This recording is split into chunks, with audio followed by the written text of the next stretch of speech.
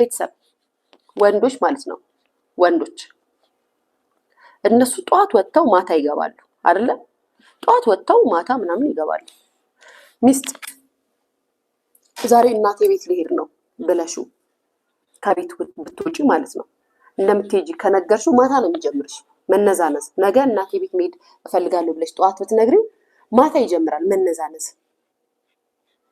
ስትወጪ ደስተኛ አይደለም። መውጣትሽ ምንም ጥቅም እንደሌለው ይነግርሻል። ወጥተሽ ከጓደኞችሽ ጋር ኢንጆይ ላድርግ ብለሽ ብትነግሪው ያም ነገር ጥቅም እንደሌለው ምንም ነገር ባንቺ ውስጥ ምንም ጥቅም እንደሌለው ደጋግሞ ይነግርሻል። ያንን እንደ ቀልድ እየፈቀርሽለት ስትመጪ ትዳር ህይወቱ ስትመጪ የሱ ባሪያ ያረግሻል። እሱ የሚለው ነገር ብቻ ትክክል። እሱን ጥለሽው ብትሄጂ ነገ በህይወትሽ ሌላ ወንድ የማይመጣ ሌላ ወንድ የማይፈልግሽ ሌላ ወንድ የማይመለከትሽ እሱ ብቻ ወዶሽና እሱ ብቻ አግብቶሽ የሚኖር ወንድ መስሎ ይናገራል። ስለዚህም አሁን እሷ ላይ የሰራባት ያንን ነገር ነው።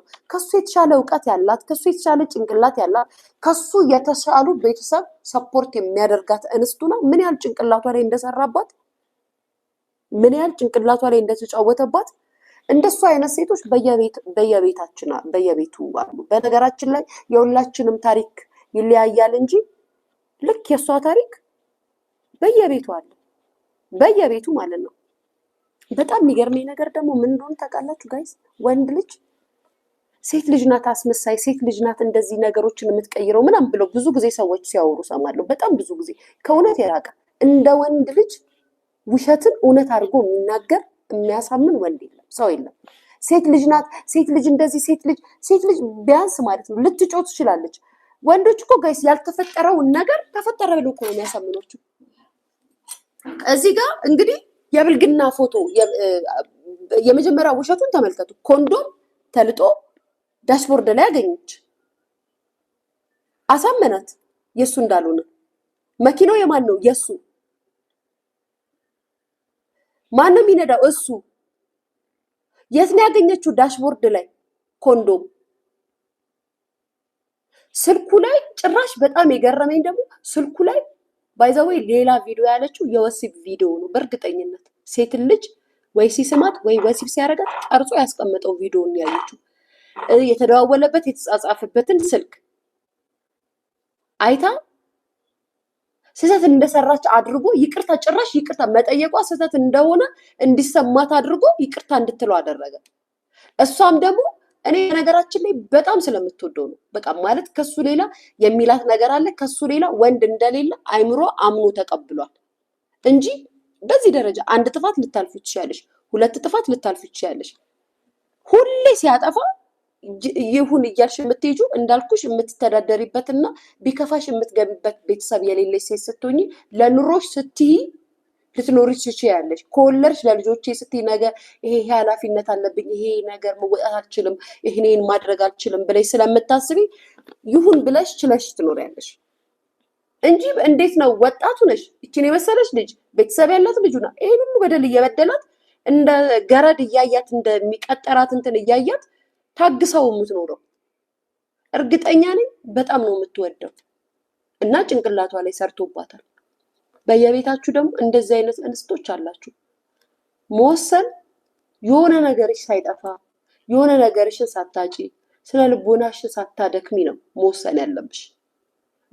በተለይ ደግሞ ልንገርሽ ያልወለድሽ ሴት ከሆንሽ የምትሰሪ ከሆነ የተማርሽ ከሆንሽ በራስሽ የቆምሽ ከሆንሽ ከሱ ምናልባት ትንጥዬ ጥቅም የምታገኝ ወንድ ከሆነ አብረሽ መኖርሽ ይውላችሁ። አሁን ብዙ ጊዜ ምንድነው ሲንግል ማም ድርይነትን ፈልገው ሲንግል ማሞች እንደዚህ በነገራችን ላይ ከማይረባ ጠዋት ወጥቶ ማታ ከሚመጣ ወንድ ጋር ባሌ ብለሽ ከምትኖሪ ፍንቅል አድርገሽ ወጥተሽ ረሃ ወይኔ ያለው ደስታ ወይኔ ያለው ሰላም እግዚአብሔር ምስክሬ ነው ያለው ሰላም እንደ ስትወጪ ያገባችሁና የነሱ ባሪያ እኮ ነው የሚያደርጓችሁ።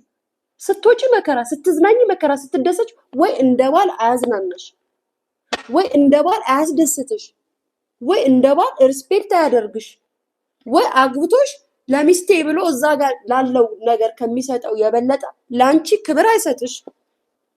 ሚስቴ ካሉት ሴቶች ካሉት ጓደኞቼ ካለው ቤተሰቤ ሚስቴ ትበልጣለች ብሎ ላንቺ ክብር ሳይሰጥሽ ብቻ ማታ ሚስት አለኝ ብሎ ቤት ለመምጣት ብቻ እየመጣ የሚያድርበት ቤት ሆኖ አንቺ የሆነ ነገር ስታረጊ ትልቅ ስህተት እንደሰራሽ ሎክስሽ ሲመጣ እሺ እያልሽ ምናልባት የተወሰነ ጊዜ ልትታገሹ ትችላለሽ። ግን ደግሞ ፈተሹ ስትሄጂ ያለው ሰላም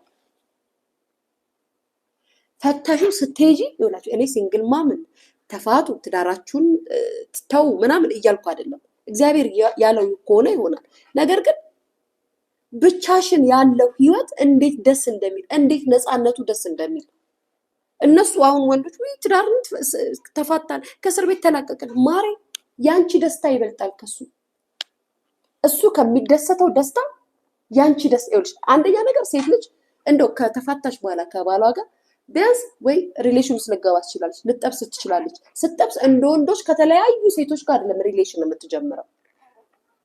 እዚህ ጋር ፍቅርን ታውቃለች፣ ትዳርን ታውቃለች፣ ህይወትን ታውቃለች። ስለዚህ ጥንቁቅ ናት፣ በጣም ጥንቁቅ ናት ለምትገባበት ሪሌሽን ለምትጀምረው ህይወት ማለት ነው። በጣም ጥንቁቅ ናት፣ ተጠንቅቃ ነው መርጣ ነው የምታደርገው።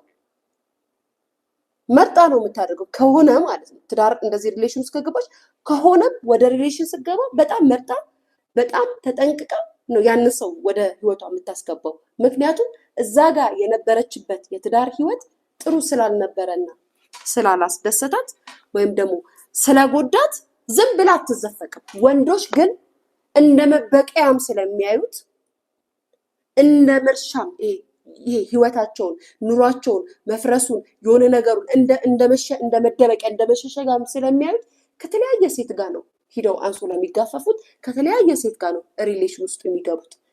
ወዲያው ትዳሩን ፈቶ ቀጥታ ወደ ትዳር ህይወት ወይም በአንድ ሪሌሽን ጸንቶ የሚኖር ወንድ የለም። ካያቸዋቸው እስኪ ብዙ ጊዜ በዙሪያቸው ያሉ ትዳራቸውን የፈቱ ወንዶች ካያችሁ በጣም አተራማሽ ናቸው። በጣም ነው ሴት የሚቀያይሩት። በዛው ልክ ደግሞ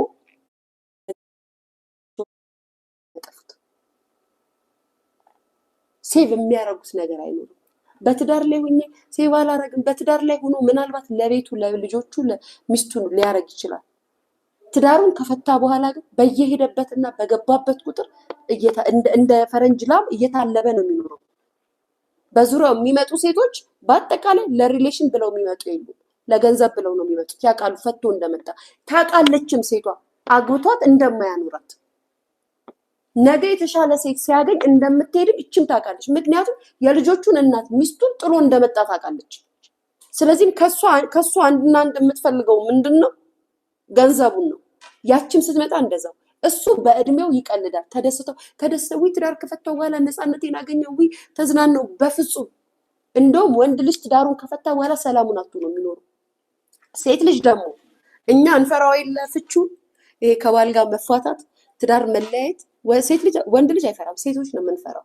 በጣም ነው የምንፈራው። አንደኛ ነገር በማህበረሰቡ የሚደርስብን ተጽዕኖ፣ ሁለተኛ ነገር እንዳልኳችሁ አቅም የሌላችሁ ሴቶች ከሆነ ነገ እሱ እንደዚህ ሲያደርግ እኔ ልጆቼ ይዤ ልሰቃይ ነው ወይ እንደዚህ ልሆን ነው፣ ምንም ከዚህ በኋላ በህይወትሽ የሰራብሽ ነገር አለ፣ የሚልሽ ነገር አለ፣ የሚናገርሽ የሚመክርሽ ነገር አለ። ሁሌ በተጣላችሁ ቁጥር አንቺ ፈላጊ እንደሌለሽ ከዚህም በኋላ አገልግለሽ የተቀመጥሽ ሴት እንደሆንሽ ከዚህ በኋላ ምንም ብታደርጊ ማንም ወንድ ዞር ብሎ እንደሚያይሽ እየነገረሽ ነው አብሮሽ የሚኖረው። ስለዚህ ያ ነገር ጭንቅላትሽ ውስጥ ስለሰራ ብዙ ነገሩን ከሱ ጋር ተለያይተሽ መኖሩን ብዙ ነገሩ አስፈርቶሽ ነው የምትኖሪ። በጣም ብዙ ነገሩ ማለት ነው። በቃ አስጨንቆሽ አስፈርቶሽ ነው የምትኖሪ። ያኔ ማለት እንደዚህ ይዝረከረክ የሚል ከሰከስ የሚያግበሰብስ ወንድ ከሆነ ባልሽ አፍንጫውን ይብላ፣ ያረገውን ጫማ ከነካልሱ ይዋጠው፣ ጥለሹ ይጂ፣ ፍቹ። ሲንግልነት ጣሙ የኔ ማር ራስሽን እየጠበቅሽ ፏ እያልሽ ዘና እያልሽ እንዲህ ስልሽ እንደ አለሌ ሴቶች እዛም እዛም እንደሚረግጡት ሴቶች ሲጀመር እንደዚህ አይነት ስብዕናም የላችሁ። አግብታችሁ ትዳራችሁን የፈታችሁ ሴቶች በእርግጠኝነት የምነግራችሁ እንደዚህ አይነት ማንነትም የላችሁ። ምናልባት በትዳራችሁ ላይ እዛም የምትልከሰከሱ ሴቶች ከሆናችሁ ናችሁ እንጂ የምታግበሰብሱት። በትዳርሽ ይሄ ሁሉ በደል ደርሶብሽ ባልሽ እንደዚች እንደ ጽዮን አይነት አድርጎ ህይወትን አመሰቃቅሎብሽ ይሄን ሁሉ ነገር አሳልፈሽ በቃኝ ብለሽ የሄድሽ ሴት ሲጀመር እዛም እዚህ ማትረጭ እዛም እዛም አትሞክሪ። ነገርኩሽ። በጣም ጥንቁቅ ነሽ። ሪሌሽን ውስጥ ለመግባት አትደፍሪም፣ ትፈሪያለሽ። ከገባሽ ደግሞ በጣም መርጠሽና ተጠንቅቀሽ ስለሆነ በስነ ስርዓት ነው የምትኖሪ። አትዝረከረኪም። ወንዶች እንደዛ አይደሉም። ወንዶች እንደዛ አይደሉም። ስለዚህ እግርሽን ሰቅለሽ እንዴት የት ነሽ? ከማን ጋር ነሽ? ምን እየሰራሽ ነው? ምን እያደረግሽ ነው? እየተደከልሽ ነው። እንግዲህ ባል ሁኑ። እስኪ ቤተሰብ ኮመንት አድርጉ። ባልሽ ሁኑ። አንቺ ውጭ መውጣትሽ ከሰዎች ጋር መገናኘትሽ ይደውልና እንግዲህ ይሄ ክብር ነው ለእናንተ። ወይም ደግሞ ሽምግልና ላይ ስትቀመጡ ስታወሩ እንደዚህ ይለኛል እንደ ሚስት አያከብረኝም ብለሽ ስትናገሪ ነገርኳችሁ። ሁልጊዜም ወንድ ልጅ ሴት ልጅ ናት ውሸታም፣ ሴት ልጅ ናት በጣም የምታስመስለው ምናምን ብለው የሚያወሩ ሰዎች፣ የሚናገሩ ሰዎች ካያችኋቸው፣ ከተመለከታችኋቸው እነሱ የሚያወሩት በጣም ከባድ ነገር ነው ሁልጊዜ የሚናገሩት በጣም እና ሁሉም ሰው ያምናቸዋል። አንቺ እቺ ጽዮን እንዳለችው የሱን ጥፋት አንቺ ላይ ያደርጓል። ባላረኩት ኑሮ፣ ባላየሁት ኑሮ፣ ባልተናገርኩት ኑሮ ብለሽ እንድትጸጸች ያደርግሻል። ራሱ በድሎሽ፣ ራሱ አጥፍቶ፣ ራሱ ስተት አድርጎ ማለት ነው። ተፋሪ እየተንኮሻኮሸ ነው ማለት